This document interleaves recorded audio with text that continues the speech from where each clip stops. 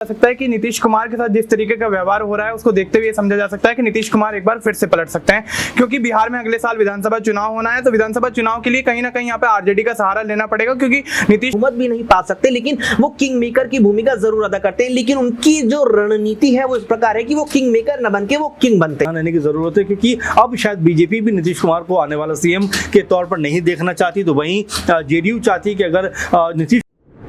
बिहार में बहार है, आखिरकार सीएम नीतीश कुमार हैं। पिछले 20 सालों के सियासी समीकरणों को देखते हुए अब भारतीय जनता पार्टी सरकार बनाने को बेकरार है। आखिरकार बिहार की राजनीति में नीतीश कुमार को क्या मुख्यमंत्री की कुर्सी से हटाने के लिए भारतीय जनता पार्टी अपने तमाम यहां से सियासी हथकंडे अपनाना शुरू कर चुकी है, क्योंकि पिछले वक्त में देखा जाए तो नीतीश कुमार ने जिस तरीके से बीजेपी की सरकार बनाने में अहम भूमिका निभाई थी, उसको देखते हुए विधानसभा चुनाव में भारतीय जनता पार्टी अब चाहती है कि यहां पर खुद मुख्यमंत्री बनाया जाए, क्योंकि पिछले 20 सालों में लगातार नीतीश कुमार सियासी तख्तापलट करते हुए नजर आ रहे हैं। इस वक्त देखा जाए तो बिहार में नीतीश कुमार भारतीय जनता पार्टी के साथ मिलकर सरकार चला रहे हैं। अपने राजनीतिक जीवन के सबसे महत्वपूर्ण मोड़ पर नीतीश कुमार खड़े हैं, क्योंकि केंद्र में भी जेडीयू एक अहम भूमिका निभाती हुई नजर आ रही है, तो दूसरी तरफ बिहार में सत्तारूढ़ यहां पर दल के रूप में काम करते हुए नजर आ रही है।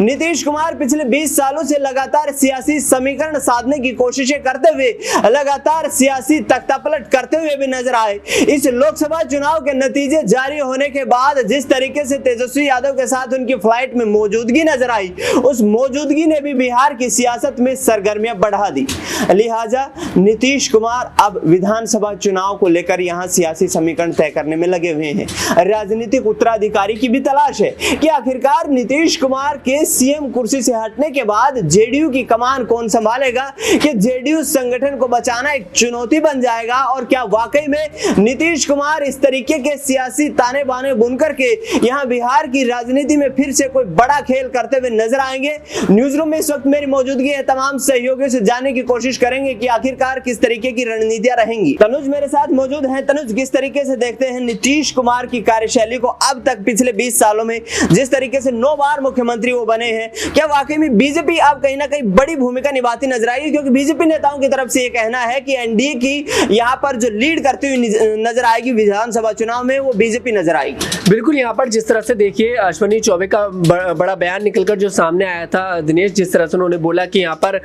भारतीय जनता पार्टी के नेतृत्व में चुनाव लड़ा जाएगा, कहीं ना कहीं हैरानी की बात है कि नीतीश कुमार ने देखिए 12 सांसद यहाँ पर एनडीए की झोली में डाल दिए, भारतीय जनता पार्टी की झोली में डाल दी। यहाँ पर बड़ी जिम्मेदारी केंद्र में नहीं मिली, और अब आप उनसे कहीं ना कहीं बिहार छीनने की कोशिश करते नजर आ रहे हैं, जहां पर वो 9 बार देखिए मुख्यमंत्री रहे, और कहीं ना कहीं अब अपने बेटे की राजनीति में एंट्री यहाँ पर नीतीश कुमार करते नजर आ रहे हैं, क्योंकि नीतीश कुमार को भी ये बात समझने आने लगी है कि कहीं ना कहीं भारतीय जनता पार्टी एक बड़ी साजिश यहाँ पर नीतीश कुमार के खिलाफ करती हुई नजर आ रही है। और तब देखना दिलचस्प होगा कि आखिरकार नीतीश कुमार इतनी आसानी से शांत नहीं बैठेंगे, क्योंकि कई बार देखिए दल पलटे हैं, कई बार कई लोगों के साथ गए हैं, आरजेडी के साथ गए हैं, कई बार जेडीयू के यहाँ पर भारतीय जनता पार्टी के साथ जाते दिखाई दिए, और तेजस्वी बार बार यही कह रहे हैं कि हमें भरोसा है कि चाचा हमारे साथ एक बार फिर से आएंगे, हमारा गठबंधन एक बार फिर से होगा, और बिहार में हम मुख्यमंत्री बनेंगे, और देश में नीतीश कुमार जी के लिए प्रधानमंत्री बनाएंगे। यहाँ इतनी बड़ी बात तक यहाँ पर कह दी जाती है, तो कहीं ना कहीं ये चर्चा तेज है कि आखिरकार क्या नीतीश कुमार बड़ा खेल करने में कामयाब होंगे, क्योंकि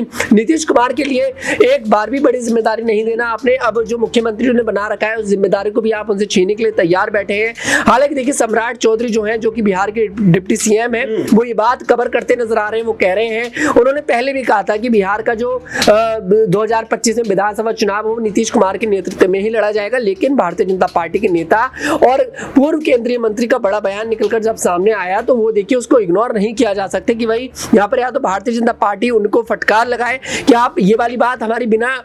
हमारे से सलाह मशवरा के बिना आपने यहाँ इतना बड़ा बयान कैसे दिया, लेकिन भारतीय जनता पार्टी यहाँ पर शांत नजर आ रही है। तो कहीं ना कहीं देखिए दाल में जरूर कुछ काला है, और नीतीश कुमार के खिलाफ है और बड़ी साजिश रची जा रही है। रेल मंत्रालय की मांग जो है जेडीयू की तरफ से की जा रही थी, क्या बड़ा कैबिनेट मंत्रालय न मिलने के कारण नीतीश कुमार यहाँ पर खफा नजर आ रहे भारतीय जनता पार्टी हाईकमान? बिल्कुल, देखिए खफा तो देखिए नजर आ ही रहे हैं, और खफा रेल मंत्रालय की वजह से नहीं, शुरुआत से यहाँ पर नीतीश कुमार जब चुनाव चल रहे थे तब से नजर आ रहे हैं। आपने ध्यान दिया होगा चुनाव प्रचार के दौरान जब प्रधानमंत्री मोदी बिहार पहुंचते हैं चुनाव प्रचार करने के लिए, एक गाड़ी पर एक साइड में पीएम मोदी थे, एक साइड में नीतीश कुमार थे, चाहिए, लेकिन नीतीश कुमार के हाथ में सिंबल दे दिया जाता है कमल का, जो कि यहाँ पर सिंबल है भारतीय जनता पार्टी का। पार्टी के कार्यकर्ता नाराज हुए जेडीयू के, भाई आपने ये क्या करा, आप अपनी पार्टी को दर्शाइए, भारतीय जनता पार्टी को क्यों दर्शा रहे हैं, आपने अपनी पार्टी का विलय थोड़ी ना किया है, आप सिर्फ गठबंधन में गए हैं। और वहीं अब हाल ही में बात करूं मैं, नालंदा यूनिवर्सिटी का देखिए उद्घाटन करने के लिए प्रधानमंत्री मोदी बिहार पहुंचते हैं, लेकिन एयरपोर्ट पर पिकअप करने के लिए यहाँ पर नहीं पहुंचते हैं नीतीश कुमार। बड़ा सवाल यहाँ पर खड़ा होता है, क्योंकि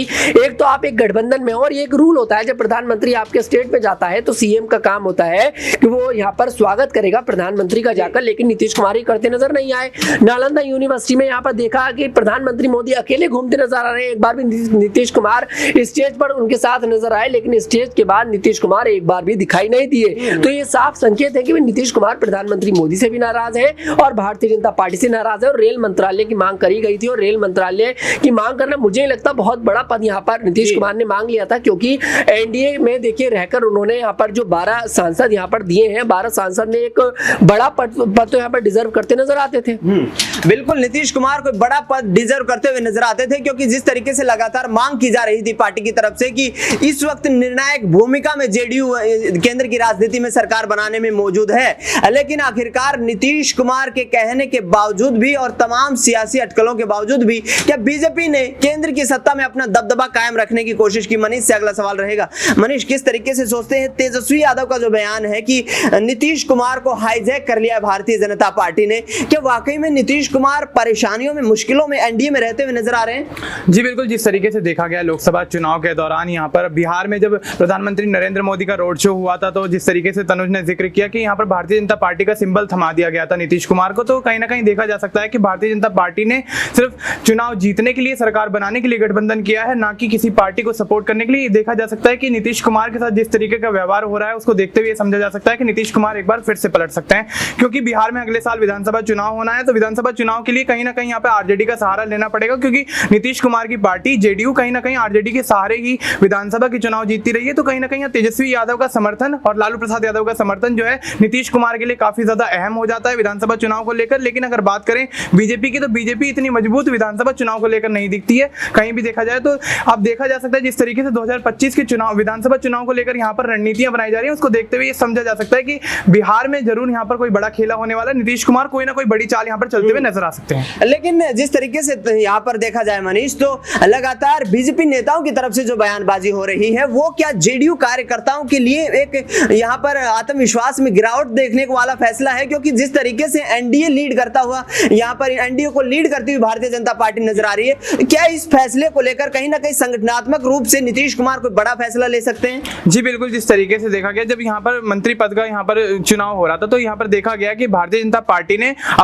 अपनी ही पार्टी के तमाम बड़े नेताओं को यहाँ पर जो बड़े पद हैं, गृह मंत्रालय और अन्य मंत्रालय, जो बड़े मंत्रालय हैं वो दिया। और ऐसे में नीतीश कुमार और चंद्रबाबू नायडू दोनों ही अपनी पार्टी के लिए यहाँ पर बड़ी मांग करते हुए नजर आए। रेल मंत्रालय और अन्य मंत्रालय मांगते हुए नजर आए, लेकिन यहाँ पर उनकी मांग की क्षतिपूर्ति नहीं की गई या फुलफिल नहीं किया गया एक तरीके से देखा जाए। तो अब यहाँ पर ये समझा जा सकता है कि उनकी मांग जिस तरीके से पूरी नहीं हुई है, तो बिहार में विधानसभा जो चुनाव होने हैं उससे पहले यहाँ पर नीतीश कुमार कोई ना कोई बड़ा खेल यहाँ पर कर सकते हैं, और ऐसे में भारतीय जनता पार्टी की मुश्किलें आने वाले समय में बहुत ज्यादा बढ़ने वाली है। दिनेश, विधानसभा चुनाव में अब नीतीश कुमार ही नहीं बल्कि बीजेपी के लिए भी मुश्किलें बढ़ती हुई नजर आ सकती हैं, क्योंकि नेता प्रतिपक्ष तेजस्वी यादव ये कहते हुए नजर आ रहे हैं कि जब 2019 के लोकसभा चुनाव में आरजेडी एक भी सीट नहीं जीत पाई थी, तो आखिरकार अब लोकसभा चुनाव में हमने 4 सीटें जीतने का काम किया है और अब पूर्ण बहुमत की सरकार बनाने का काम यहां से किया जाएगा। बिहार की राजनीति में बड़ा सियासी खेल करने की भी बात करते हुए नजर आ रहे हैं यहाँ पर तेजस्वी यादव। अक्षय से अगला सवाल रहेगा। अक्षय, किस तरीके से समझते हैं तेजस्वी यादव की ये बयानबाजी की विधानसभा चुनाव से पहले नीतीश कुमार हमें समर्थन देंगे, हमारे साथ आएंगे? क्या वाकई इस दावे में कोई दम नजर आता है? देखिए, दावे में दम के अगर हम आधार यहाँ पर टटोले दिनेश, तो कई नजर आते हैं। और तेजस्वी यादव का जो बयान रहा है विधानसभा चुनाव से पहले, इससे पहले मैं उन बयानों का जिक्र यहाँ पर करना चाहूंगा जो लोकसभा को लेकर किए गए, और खासतौर पर प्रशांत किशोर के बयानों का लगातार जिक्र होता है जब नीतीश कुमार के पलटी मारने की बात आती है। प्रशांत किशोर का ये बयान भी खासी चर्चाओं में रहा था। जब उन्होंने कहा था कि अगर इंडिया गठबंधन में नीतीश चुनाव लड़ेंगे लोकसभा का तो 5 सीटें निकालनी उनके लिए भारी पड़ जाएगी और लोकसभा से पहले ही वो एनडीए में वापसी भी करेंगे। ये भी यहाँ पर होते हुए देखने को मिला। लेकिन यहाँ पर कई चीजें देखिए, जो तेजस्वी यादव ने दावा किया है कि चाचा हमारे साथ ही आएंगे बिहार विधानसभा से पहले, कहीं सबसे तो पहले वो कहीं ना कहीं यहाँ बीजेपी के साथ जो उनका गठबंधन है, एनडीए गठबंधन है, उसको यहाँ कहीं ना कहीं अपने बयानों के जरिए बीजेपी के जो कार्यकर्ता उनका कहीं ना कहीं मनोबल नीचे करना चाहेंगे। और साथ ही एक और चीज मुझे लगता है मजबूत आधार बनती है। हमने बीते जो 2 बिहार के विधानसभा चुनाव है वो देखे, वहां देखने को मिला कि 2020 और 2015 के जो बिहार विधानसभा चुनाव थे वहां पर नीतीश कुमार 2015 में राजद के साथ महागठबंधन में चुनाव लड़े, जबकि 2020 में बीजेपी के साथ एनडीए गठबंधन में चुनाव लड़े, जबकि उन्हें बिहार विधानसभा के अंदर नीतीश कुमार को राजद के साथ रहकर बेहतर फायदा हुआ, बेहतर परिणाम जेडीयू के पक्ष में निकल कर आया। जबकि आप अगर देखेंगे भारतीय जनता पार्टी के साथ मिलकर काफी नुकसान हुआ। 2015 में राजद के साथ चुनाव जब जेडीयू ने लड़ा तो प्रदेश की 71 सीटें जीतने में वो कामयाब रही, लेकिन 2020 में 5 साल बाद जब वो एनडीए का हिस्सा होते हैं, बीजेपी के साथ चुनाव लड़ते हैं तो 28 सीटें घट जाती है और 43 सीटों पर सिमट करके रह जाते हैं। यानी कुल मिलाकर के अगर देखा जाए तो नीतीश कुमार के मन में भी कहीं ना कहीं ये बात होगी कि बीते जो 2 विधानसभा चुनाव रहे हैं वहां जेडीयू का प्रदर्शन, वहां हमारा प्रदर्शन, वहां हमें बिहार की जनता ने लालू जी के साथ रह करके ज्यादा चुना है, यहाँ पर ज्यादा फायदा हुआ है, तो कहीं ना कहीं ये मजबूत आधार बन सकता है। तेजस्वी यादव का जो दावा है वो कुछ हद तक शायद यहाँ पर सही भी साबित हो सकता है। 2020 के विधानसभा चुनाव के मद्देनजर यहाँ पर देखा जाए तो क्या नीतीश कुमार के खिलाफ इस वक्त देखा जाए तो एंटी इनकम्बेंसी नजर आती है जो बड़ा कारण बन सकती है यहाँ पर कि नीतीश कुमार को बैकफुट पर बीजेपी धकेल सके? देखिए दिनेश, एंटी इनकम्बेंसी तो इस हिसाब से 2020 में भी थी, क्योंकि उस वक्त मुझे लगता है कि तकरीबन 14-15 साल उन्हें मुख्यमंत्री पद पर रहे हो चुके थे और 2015 में भी एंटी इनकम्बेंसी थी। लेकिन नीतीश कुमार का एक मजबूत चेहरा है और नीतीश कुमार देखिए बिहार की जो सियासत है, अगर बीते जो 2 से 3 विधानसभा चुनाव बिहार के आप देखें, यहाँ पर कोई भी दल पूर्ण बहुमत पाने में नाकामयाब रहा है, चाहे भाजपा हो, जेडीयू हो, यहाँ पर राजद क्यों ना हो। तो कुल मिलाकर कि यहाँ अगर देखा जाए तो एंटी इनकम्बेंसी जरूर है, लेकिन वो एंटी इनकम्बेंसी बिहार में नीतीश कुमार के खिलाफ ऐसी नहीं है कि उन्हें 243 में से 2 सीटों पर ला करके सिमटा दे। वो 243 में से 43 सीटें भी ला चुके हैं, 243 में से वो 71 सीटें भी ला चुके हैं। यानी कुल मिलाकर के नीतीश कुमार अगर पूर्ण बहुमत भी नहीं पा सकते लेकिन वो किंग मेकर की भूमिका जरूर अदा करते हैं। लेकिन उनकी जो रणनीति है वो इस प्रकार है कि वो किंग मेकर न बनके वो किंग बनते हैं। बिल्कुल, यहाँ किंग मेकर ना बनकर खुद राजगद्दी पर बैठना पसंद करते हैं नीतीश कुमार और आगामी वक्त में किस तरीके से महत्वपूर्ण दौर में यहाँ पर नीतीश कुमार अपने आप को स्थापित कर पाएंगे। अमन जी मेरे साथ मौजूद हैं। सर, किस तरीके से देखते हैं नीतीश कुमार का अब तक का कार्यकाल जो रहा है उसको लेकर अब तेजस्वी यादव टारगेट कर रहे हैं कि हम जब सरकार में आते हैं विकास कार्यों पर बात करते हैं, लेकिन बीजेपी जब सरकार में आती है तो फिर अपना सियासी आधार बनाने की कोशिश करती है। क्या इन चीजों से खफा नजर आएंगे यहाँ पर नीतीश कुमार? देखिए, जाहिर सी बात है कि अगर 15-16 साल से भी ज्यादा वक्त उनको सीएम पद पर बैठे हो गया दिनेश, तो यहाँ पर अब जवाबदेही उनको तय करना है। क्योंकि अब देखिए, जब जनता के पास आप जाते हैं तो आप ये बताते हैं कि भाई 15-16 साल या जो भी सरकार का मेरा जो दौर रहा है उसमें मैंने क्या कुछ किया। अब सिर्फ आप दूसरों के लोगों के ऊपर निशाने साध कर, दूसरे लोगों के ऊपर बयानबाजी कर आप अपनी जिम्मेदारी से भाग नहीं सकते। अब क्योंकि बीजेपी का भी रुख नजर आ रहा है कि वो भी चाहते हैं कि भाई इस बार का सीएम उनके खेमे से हो, तो यहाँ पर जेडीयू और बीजेपी के अंदर भी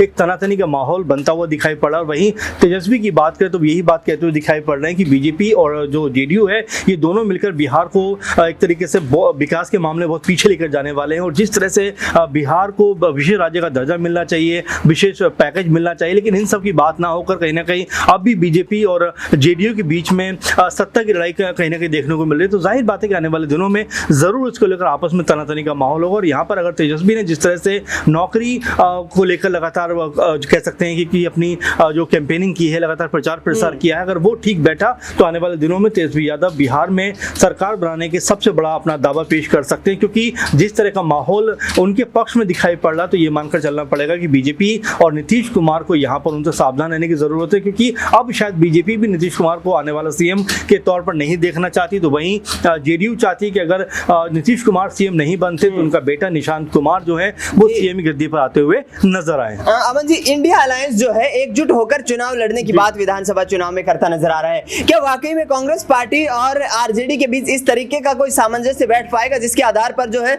बीजेपी की रणनीतियों को नेस्तनाबूद किया जा सके? जाहिर बात है कि साथ जो है चुनाव में आना ही पड़ेगा, लड़ना ही पड़ेगा। क्योंकि अगर आप साथ में नहीं आएंगे तो वास्तव में मानकर चलिए कि जेडीयू और बीजेपी अगर साथ रहते हैं तो बिल्कुल कह सकते हैं जीत दर्ज कर सकते हैं। क्योंकि यहाँ पर जो हमने समीक्षा समीकरण देखे हैं लोकसभा चुनाव में, लगभग 30 सीटें अभी भी जो एनडीए गठबंधन है उनके पास है। आप देखिए कि चिराग पासवान हो या फिर नीतीश कुमार हो, बीजेपी हो, तीनों के हिस्से में तकरीबन 30 सीटें हैं। तो ऐसे में साथ मिलकर चुनाव लड़ने में इनका भला, अगर अलग होकर चुनाव लड़े तो यहाँ पर बीजेपी या यूं कहें कि एनडीए एक बार फिर से सत्ता में हासिल अपनी जो वापसी है वो करती हुई नजर आ सकती है। 4 संसदीय क्षेत्रों पर जीत दर्ज करने के बाद नीतीश कुमार को क्या चुनौती दे पाएंगे यहाँ पर तेजस्वी यादव, क्योंकि उन्होंने कहा 2019 में हमारे पास एक भी सीट नहीं थी, हम सबसे बड़े राजनीतिक दल बनकर के आए थे, अब पूर्ण बहुमत की सरकार बनाएंगे, कितना दम नजर आता है? देखिए बात तो सही है उनकी काफी हद तक, क्योंकि बीजेपी 2019 की बात करें तो 39 सीटों पर कहीं ना कहीं नजर आती थी, अब वो सिमट कर 30 सीटों पर आए हैं, तो कम से कम 10 सीटों का घाटा तो उनको हुआ है। और ऐसे में अगर तेजस्वी यादव बेहतर मुद्दों के साथ में इंडिया गठबंधन बेहतर तरीके से अगर कम्युनिकेशन करके और तमाम सीटों के ऊपर बेहतर जो प्रत्याशी उतार कर कहीं ना कहीं एक माहौल तो बना सकते हैं। और ऐसे में अगर क्योंकि देखिए राज्य का जो चुनाव होता है वो अलग लेवल का हो जाता है, वहां पर जो चेहरा है वो आप देखते हुए नजर आ सकते हैं। और यहाँ पर तेजस्वी यादव जिस तरह से लगातार नौकरी देने के नाम से लगातार चर्चित हुए, लोकप्रिय हुए, और यहाँ पर बीजेपी या उनकी सरकार की बात करें तो पेपर लीक जैसे तमाम मुद्दे उनके हिस्से में आते रहे, तो ऐसे में तेजस्वी के ऊपर लोगों का यकीन जो है वो ज्यादा बढ़ा। और देखिए दूसरी बात ये भी है कि नीतीश कुमार के ऊपर लोगों का बिलीव अब इसलिए भी नहीं आ रहा है कि उनको पता है कि इस खेमे में नहीं तो उस खेमे में जाकर ये कहीं ना कहीं मुख्यमंत्री बन जाएंगे। इसलिए नीतीश कुमार से अगर बाहर आना है, नीतीश कुमार के अलावा सत्ता में किसी को देखना, तो यहाँ पर जो आरजेडी है उसका पक्ष इसीलिए मजबूत नजर आता है कि वहां पर तेजस्वी यादव एक बड़ा चेहरा बनकर उभर कर सामने आए हैं। अमन जी, आखिरी सवाल रहेगा, क्या सीएम पद को लेकर बीजेपी और जेडीयू में कोई बड़ी डील होती हुई नजर आएगी, और यदि गठबंधन टूटता है तो क्या मुख्यमंत्री की कुर्सी पर ही असहमति बन सकती है? देखिए बिल्कुल आप देख ही रहे हैं, चाहे अश्विनी चौबे हो, सम्राट चौधरी हो, तमाम बीजेपी के और भी नेता वो यही बात कहते हुए दिखाई पड़ रहे हैं कि भाई हमें अब नीतीश कुमार से आगे के बारे में सोचना है और मुख्यमंत्री जो है अब बीजेपी का बनाना है। वहीं अगर जेडीयू खेमे की बात करें तो के.सी. त्यागी को आपने सुना और तमाम जो नेता उनको सुना, वो यही बात कह रहे हैं कि नीतीश कुमार की अगुवाई में ही हम चुनाव लड़ेंगे। तो यहाँ पर जो तनातनी का माहौल है वो अभी से बनता हुआ नजर आ रहा है। इसी का सबसे बड़ा फायदा मुझे ऐसा लगता है कि आरजेडी को मिल सकता है। तेजस्वी यादव जो लगातार मुख्यमंत्री बनने को लेकर कह सकते हैं कि जो प्रयास है वो करते रहे, तो इस बार उनका प्रयास कुछ हद तक कह सकते हैं कि सफल होता हुआ दिखाई पड़ सकता है। तेजस्वी यादव भी बिहार में सरकार बनाने को लेकर काफी उत्सुक नजर आ रहे हैं। जेडीयू के कई विधायक उनके संपर्क में भी बताए जा रहे हैं, और राजनीति के तमाम जानकारों का यही कहना है कि नीतीश कुमार खुद पटना में बैठकर बीजेपी को डराने के लिए तमाम गतिविधियां जो है इनका संचालन करते हुए नजर आ रहे हैं, इन समीकरणों को तैयार करते हुए नजर आ रहे हैं। बिहार में आगामी वक्त में विधानसभा के चुनाव होने वाले हैं। एक तरफ आरजेडी 4 सीटों पर जीत दर्ज करने के बाद आत्मविश्वास से लबरेज है, तो दूसरी तरफ कांग्रेस पार्टी भी ये दावा करते हुए नजर आ रही है कि 2025 में इंडिया अलायंस के बैनर तले ही विधानसभा चुनाव लड़ा जाएगा, और विधानसभा चुनाव में एनडीए सरकार का तख्ता पलट करने में यहां पर इंडिया गठबंधन कामयाब होता हुआ नजर आएगा। लेकिन देखना यह होगा कि आखिरकार जिस तरीके की सियासी रणनीतियां इस वक्त बनती हुई नजर आती है, सियासी समीकरण इस वक्त बनते हुए नजर आते हैं, उन सियासी समीकरणों को साधने के लिए विपक्ष कितना मजबूत नजर आएगा, क्योंकि रोजगार जैसे मुद्दे, किसानों के मुद्दे और पलायन जैसे बड़े मुद्दे बिहार की जमीनी हकीकत से जुड़े रहते हैं, और इन मुद्दों को साधते हुए ही क्या इंडिया अलायंस बिहार की राजगद्दी पर अपना कब्जा कर लेगा। फिलहाल न्यूज रूम से इस खास कार्यक्रम में इतना ही। देश दुनिया की तमाम बड़ी खबरों के लिए आप देखते रहिए SPN9 न्यूज।